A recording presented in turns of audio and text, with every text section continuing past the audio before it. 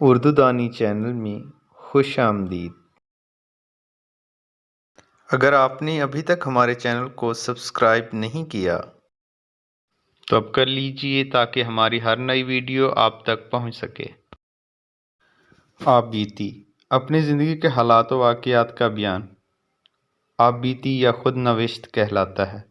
سوانح عمری میں کسی دوسری شخصیت یا فرد کی زندگی کے بارے میں اپنی بساط کے مطابق بنظر غیر لکھا جاتا ہے، جبکہ آپ بیتی لکھتے وقت من آنم کے من جانم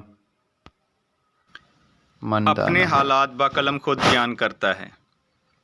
آپ بیتی محض مصنف کے ذاتی احوال و واقعات کا مجموعہ نہیں ہوتا، بلکہ یہ لکھنے والے کے جذبات و احساسات اور ان کی روشنی میں مشاہدات و تجربات کی مدد سے اس کے نقطہ نظر کی ترجمانی ہوتی ہے۔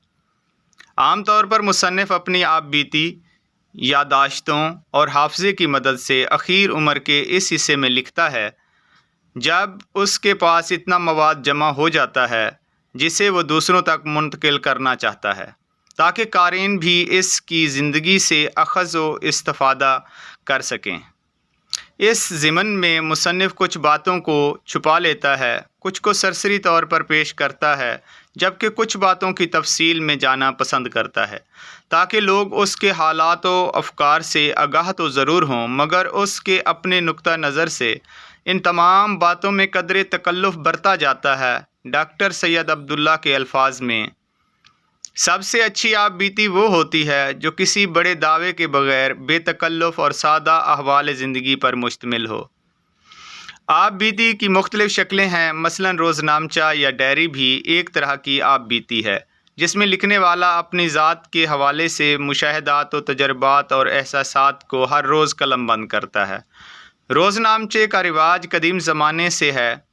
تزک تیموری، تزک بابری اور تزک جہانگیری اس زمرے میں آتی ہیں۔